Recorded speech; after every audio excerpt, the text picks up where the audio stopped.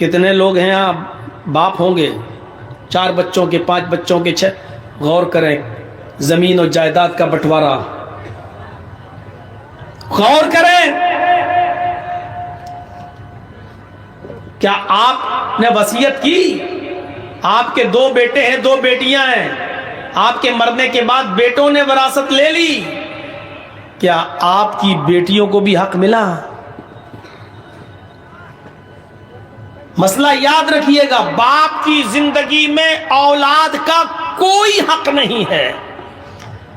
باپ کی زندگی میں اولاد کا کوئی حق نہیں ہے.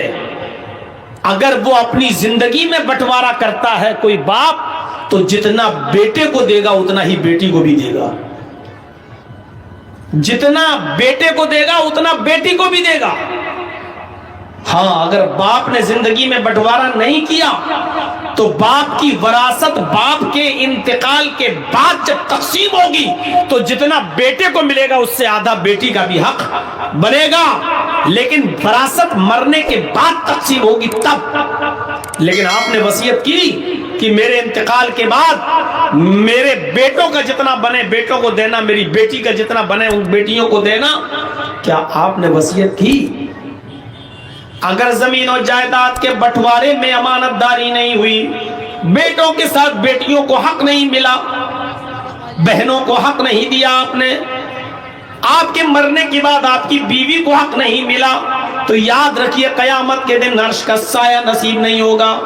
سایہ عرش کا ملے گا ہی اس شخص کو جو عدل و انصاف کر رہا ہوگا.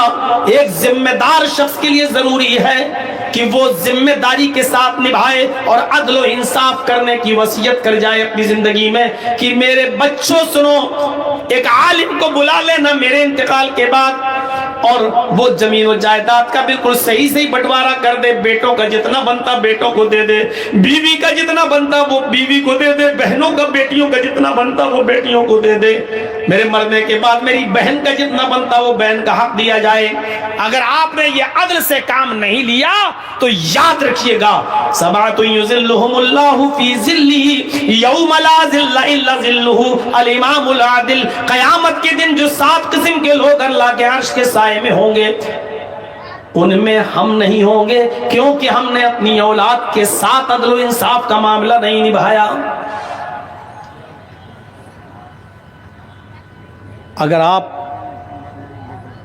حاکم وقت ہیں تب تو اور زیادہ ذمہ داری بڑھ جاتی ہے کہ اپنی رعایا کے ساتھ اور عوام کے ساتھ اور پبلک کے ساتھ عدل کریں، ورنہ بہت بھیانک انجام ہوگا. غسان کا بادشاہ شاہ غسان جس کا نام جبلہ ابن ایہم ہے، بہت بڑا بادشاہ ہے غسان کا، عیسائی ہے، اسلام سے متاثر ہو گیا، اسلام کی تعلیمات سے متاثر ہو گیا، پربھاوت ہو گیا اور سوچنے لگا کہ اب میں اسلام قبول کر لوں تو بہتر ہے، کیونکہ اسلام دن پہ دن بڑھتا جا رہا ہے، اسلام کے اندر خوبیاں ہی خوبیاں نظر آ رہی ہیں. لیکن وہ سمجھ رہا تھا کہ میں تو عیسائیوں کا بادشاہ ہوں اور کئی مرتبہ عمر سے ٹکر لے چکا ہوں، عمر مجھ سے ناراض ہوں گے، امیر المومنین عمر فاروق مجھ سے غصہ ہوں گے، پتہ نہیں میں اسلام قبول کرنے چاہوں تو وہ میرے اسلام کو مانے بھی یا نہ مانے، کہیں میری گردن نہ اڑا دیں. اس لیے شاہ غسان اپنا ایک قاصد، اپنا ایک دودت، اپنا ایک ایلچی لیٹر لکھ کر، خط لکھ کر امیر المومنین کے پاس بھیجتا ہے. غسان کا بادشاہ جبلہ ابن ایہم ایک لیٹر لکھتا ہے اور اپنے دودت کے ذریعے، اپنے قاصد کے ذریعے وہ لیٹر بھجواتا ہے کہ حضرت عمر فاروق سے یہ پوچھو کہ شاہ غسان جبلہ ابن ایہم غسان کا بادشاہ جو عیسائی ہے وہ اسلام قبول کرنا چاہتا ہے، کیا میری اسلام میں انٹری ہوگی یا نہیں ہوگی؟ اس نے ایک قاصد کو بھیجا کہ اب پتہ چل جائے گا میرے قاصد کے ساتھ عمر کیا سلوک کرتے ہیں، میرے بھیجے ہوئے دودت کے ساتھ عمر کیا سلوک کرتے ہیں. اگر اچھا سلوک کیا تو ٹھیک، میں اسلام لے آؤں گا، اور نہیں تو پھر میں عیسائی بنا رہوں گا. جب وہ قاصد وہ دودھ حضرت عمر فاروق کے پاس آیا اور امیر المومنین کو وہ لیٹر دیا، حضرت عمر نے اس لیٹر کو پڑھا اور پڑھنے کے بعد اسی لیٹر پر جواب لکھوا دیا کہ تم فوراً چلے آؤ اور اسلام قبول کر لو، اسلام قبول کرنے کے بعد تمہارے اوپر کوئی نقصان نہیں ہے، تم سے کوئی انتقام نہیں لیا جائے گا، تم سے کوئی بدلہ نہیں لیا جائے گا۔ شاہ غسان نے جب جبلہ ابن ایہم نے یہ لیٹر پڑھا تو بڑا تعجب کرنے لگا کہ حضرت عمر فاروق رضی اللہ تعالیٰ عنہ نے اتنی آسانی کے ساتھ میرے اسلام قبول کرنے کی بات مان لی اور پرانی دشمنی سب بھول گئے۔ اس کو حضرت عمر کی یہ سادگی پسند آئی، اس نے اپنے 500 گھڑ سواروں کو لیا، 500 ساتھیوں کو لیا اور اپنے گھوڑوں پر بیٹھ کر وہ مدینے کی طرف سفر کرنے لگا۔ اپنے ساتھیوں کے ساتھ جیسے ہی مدینے آیا تو حضرت عمر فاروق کا شہر مدینہ آنے سے پہلے اس نے ایک جنگل کے اندر خیمہ ڈالا، ایک جنگل کے اندر پڑاؤ ڈالا اور یہاں آنے کے بعد رک گیا اور یہیں سے اس نے خبر بھیجی کہ میں آ چکا ہوں، اب میں آپ سے ملنے آؤں یا نہیں آؤں۔ حضرت عمر فاروق نے اس کو اجازت دے دی کہ جب تم آ ہی چکے ہو تو اب شوق سے تم مدینے کے اندر داخل ہو جاؤ۔ حضرت عمر نے اپنے صحابہ کو بھی لگا دیا کہ ان مہمانوں کی اچھی طریقے سے مہمان نوازی کرنا۔ وہ شاہ غسان بہترین مکٹ و تاج پہنے ہوئے، دونوں طرف اس کے ڈائمنڈ ہیرے لگے ہوئے، قیمتی ہیرے لگے ہوئے، کبوتر کے انڈے کے مانند قیمتی ہیرے جڑے ہوئے تاج پہن کر وہ عیسائیوں کا بادشاہ، غسان کا بادشاہ جب مدینے میں اپنے 500 ساتھیوں کے ساتھ داخل ہوتا ہے تو حضرت عمر فاروق نے اس قافلے کا بہت سواگت کیا، بہت اچھی خاطر مدارات کی اور ان کی مہمان نوازی کی اور کلمہ پڑھا کر اس کو اسلام قبول کروا دیا، وہ مسلمان ہو گیا۔ شاہ غسان عیسائیوں کا بادشاہ وہ مسلمان ہو جاتا ہے۔ جو چیز میں آپ کو بتانا چاہتا ہوں وہ سنتے رہیے نوجوانوں، یہ تقریر میری آج کی اور دوسری جگہوں کی تقریروں سے بالکل الگ ہے، بالکل الگ ہٹ کر ہے۔ یہ واقعات میں نے آج تک کسی اور تقریر میں اپنی 22 سال کی زندگی میں تقریری دور میں نہیں بتائے، جو آج میں نے آپ کے سامنے یہ رکھا ہے۔ وہ شاہ غسان کی عزت و خاطر مدارات کر رہے ہیں۔ انہی دنوں میں حج کا سیزن شروع ہو جاتا ہے، انہی دنوں میں حج کا سیزن شروع ہو جاتا ہے۔ مدینے سے لوگ مکے کی طرف حج کرنے جا رہے ہیں۔ حضرت عمر فاروق نے شاہ غسان سے جبلہ ابن ایہم سے کہا کہ کیوں نہ آپ کو بھی حج کا موقع مل رہا ہے، تم بھی چلو اور تم بھی حج کر لو، ہم لوگ جا رہے ہیں حج کرنے کے لیے۔ آئے غسان کے بادشاہ تمہیں بھی حج مبارک ہو اور میں چاہتا ہوں کہ تم بھی میرے ساتھ حج کرنے کے لیے چلو۔ وہ بھی تیار ہو گیا اور شاہ غسان جب تیار ہوتا ہے حج کرنے کے لیے روانہ ہوا اپنے ساتھیوں کے ساتھ، اور یہ سب لوگ جب مکے میں پہنچے تو الگ الگ ہو گئے۔ چلو جاؤ، اب طواف کے بعد ملیں گے، عمرے کے بعد ملیں گے، بعد میں ملاقات ہوگی۔ حضرت عمر بھی طواف کرنے لگے اور خانہ کعبہ پہنچنے کے بعد شاہ غسان بھی طواف کرنے لگا۔ ایک خوبصورت لنگی پہنے ہوئے تھا احرام کی شکل میں، اوپر ایک چادر ڈالے ہوئے تھا اور بہترین قسم کی ایک لنگی پہنے ہوئے تھا۔ بادشاہ تھا، چونکہ وہ پیسوں کی اس کے پاس کوئی کمی نہیں تھی۔ وہ طواف کرنے لگا۔ دوران طواف ایک نوجوان صحابی سے، جو اعرابی تھا، جو دیہاتی تھا، وہ نوجوان صحابی بھی طواف کر رہا تھا۔ بھیڑ زیادہ ہونے کی وجہ سے اس نوجوان آدمی کا پیر شاہ غسان کی لنگی کے اوپر رکھ گیا۔ ایسے وہ طواف ہو رہا تھا تو ایسے وہ پیر سے لنگی دب گئی، شاہ غسان کی لنگی دب گئی۔ شاہ غسان جب آگے بڑھا تو اس کی لنگی کھل گئی، شاہ غسان کی لنگی کھل گئی۔ چادر اتنی لمبی تھی اوپر والی، جو نیچے تک تھی اس کی شرمگاہ نہیں دکھائی دی، سطر نہیں کھلا، اس کی لنگی کھل گئی۔ اس نے جلدی سے، نوجوان نے، اس مسلمان صحابی نے جلدی سے اس کی لنگی اٹھا کر اس کو دی کہ بھائی غلطی سے، دھوکے سے میرا پیر تمہاری چادر پر، تمہاری لنگی پر رکھ گیا۔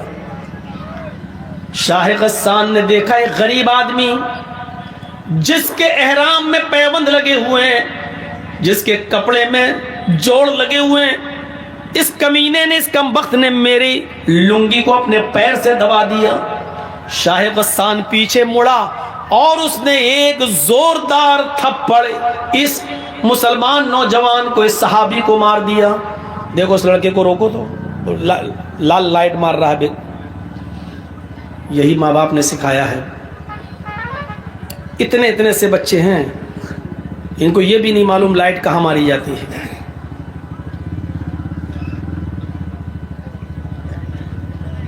اس نے ایک زوردار تھپڑ اس نوجوان کو، اس دیہاتی مسلمان صحابی کو مارا۔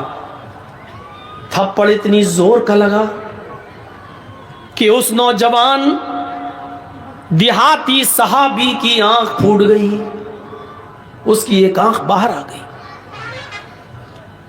وہ نوجوان اس وقت کچھ نہیں بولا، خاموش رہا، اور اس نے اپنا طواف پورا کیا۔ اس کے بعد پھر وہ اپنے قبیلے میں گیا۔ قبیلے کی لڑائی بہت بری ہوتی ہے۔ جب وہ اپنے قبیلے میں پہنچا تو لوگوں نے پوچھا کہ تمہاری آنکھ کیسے پھوٹی؟ اس نے بتایا کہ ایسا ایسا معاملہ ہو گیا۔ اور شاہ غسان نے، غسان کے بادشاہ نے ایک تھپڑ مارا، اور تھپڑ اتنی زور سے مارا کہ میری آنکھ پھوٹ گئی۔ پورے قبیلے کے لوگ آگ بگولا ہو گئے۔ ارے نیا نیا اسلام لایا اور اتنی ہیکڑی، ہمارے آدمی کو مارے گا؟ یہ تمام کے تمام لوگ حضرت عمر فاروق کے پاس مکے آ گئے۔ حضرت عمر فاروق کے سامنے مقدمہ دائر کر دیا کہ آپ کے شاہ غسان جو ابھی کچھ دن پہلے مدینے میں اسلام لایا ہے، اس نے دھوکے سے ہمارے نوجوان کا پیر اس کی چادر پہ پڑ گیا اور اس کی لنگی کھل گئی، لیکن اس نے پلٹ کر اتنی زور سے تھپڑ مارا کہ ہمارے ساتھی کی، اس دیہاتی نوجوان کی آنکھ پھوٹ گئی۔ مجھے انتقام چاہیے، بدلہ چاہیے۔ حضرت عمر فاروق نے شاہ غسان کو بلایا۔ غسان کا بادشاہ طلب کیا گیا جو مسلمان ہو چکا ہے، اور پھر یوں دونوں میں گفتگو ہوتی ہے۔ حضرت عمر فاروق نے فرمایا، آئے شاہ غسان، آئے جبلہ ابن ایہم، تمہارے بارے میں یہ شکایت ملی ہے، کیا یہ صحیح ہے؟ کہنے لگا وہ جبلہ، امیر المومنین، اس نوجوان دیہاتی آدمی نے میری چادر پر پیر رکھ دیا، میں آگے بڑھا، میری لنگی کھل گئی، میری چادر کھل گئی، میں نے اس کو ایک تھپڑ مار دیا ہے۔ حضرت عمر فاروق نے کہا، ہے شاہ غسان، اس نوجوان نے یہ بتا دیا ہے کہ ہاں میرا پیر اس کی چادر پر رکھ گیا تھا، لیکن میں نے جان بوجھ کر ایسا نہیں کیا، دھوکے سے ایسا ہو گیا۔ ایک معمولی سی غلطی کی اتنی بڑی سزا تم نے اس کو دے دی کہ اس کی آنکھ کا ڈھیلا باہر آ گیا، اس کی آنکھ پھوٹ گئی۔ شاہ غسان کہنے لگا، ایک غریب آدمی کی آپ کو اتنی فکر کیوں ہو رہی ہے؟ حضرت عمر فاروق کہتے ہیں کہ اسلام لانے کے بعد امیری غریبی اسلام میں نہیں چلتی ہے۔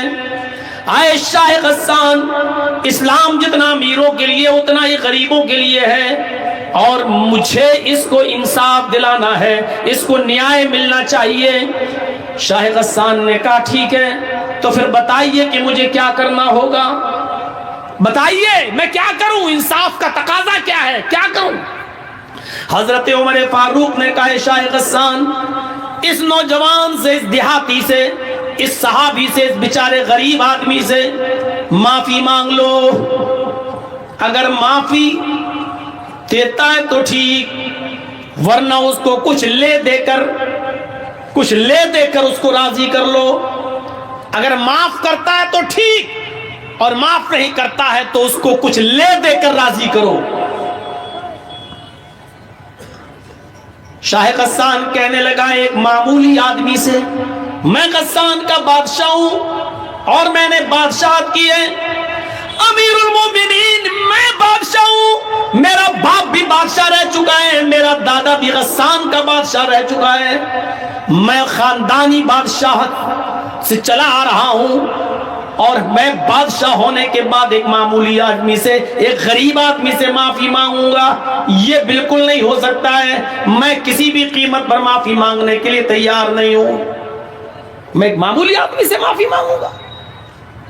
حضرت عمر فاروق نے کہا تو پھر انتقام کے لیے تیار ہو جاؤ۔ اس نے کہا کیسا انتقام؟ کہا آنکھ کے بدلے آنکھ، تمہاری بھی آنکھ پھوڑی جائے گی۔ غور کرو یہ کس سے کہہ رہے ہیں حضرت عمر فاروق، جو ابھی چند دن پہلے اسلام لایا ہے، بادشاہ 500 لوگوں کے ساتھ اسلام لایا ہے، غسان کا بادشاہ ہے۔ کہا میری آنکھ پھوڑی جائے گی؟ کہا ہاں۔ تو کہنے لگا پھر میں ایسے اسلام کو چھوڑنے کے لیے تیار ہوں، اے امیر المومنین، جس میں امیروں کا خیال نہ رکھا جائے، جس میں بادشاہوں کی بادشاہت کا بھی خیال نہ رکھا جائے، جس میں ان کی عزت و توقیر کا خیال نہ ہو، تو ایسے اسلام کو پھر میں چھوڑ دوں گا۔ حضرت عمر نے کہا یہ تمہاری مرضی۔ اس نے کہا ٹھیک ہے، میں اسلام چھوڑنے کے لیے تیار ہوں، لیکن اس سے معافی نہیں مانگوں گا۔ حضرت عمر فاروق نے کہا اگر اسلام چھوڑتے ہو تو یاد رکھنا مرتد کی جو سزا ہے اسلام میں وہ میں تمہیں دوں گا، اور مرتد کی سزا یہ ہے کہ اسلام جو نہیں لایا وہ تو چین کے ساتھ ہے، وہ تو سکون کے ساتھ ہے، لیکن اسلام لانے کے بعد پھر اسلام کو چھوڑ کر کسی اور مذہب میں جا رہا کوئی جاتا ہے تو پھر اسلام میں اس کی سزا ہے کہ اس کی گردن اڑائی جائے۔ اگر تم اسلام کو چھوڑنے کا ارادہ بنا رہے ہو تو پھر میں تمہاری گردن اڑانے کے لیے تیار ہوں، ابھی تو آنکھ پھڑوا لو تمہارا معاملہ بن جائے گا، آنکھ کے بدلے آنکھ۔ اور اگر اسلام کو چھوڑنے کی دھمکی دی تو مرتد کی سزا یہ ہے اسلام میں کہ اس کی گردن اڑا دی جائے، میں تمہاری گردن اڑا دوں گا۔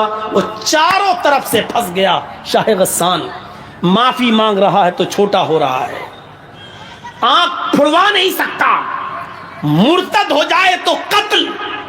اس نے کہا امیر المومنین میں چاروں طرف سے اس وقت پھنسا ہوا ہوں، مجھے ایک دن کی مہلت دیجیے، میں سوچ سمجھ کر بتاتا ہوں، مجھے معافی مانگنا ہے یا آنکھ پھڑوانا ہے یا مجھے اسلام چھوڑنا ہے، مجھے فیصلہ کرنے کے لیے مجھے ایک دن کی مہلت دیجیے، 24 گھنٹے کی مہلت۔ حضرت عمر فاروق نے کہا ٹھیک ہے، میں تمہیں ایک دن کی مہلت دیتا ہوں، سوچ سمجھ کر بتاؤ، معافی مانگ لو گے، وہ اگر معاف کر دے گا تو ٹھیک،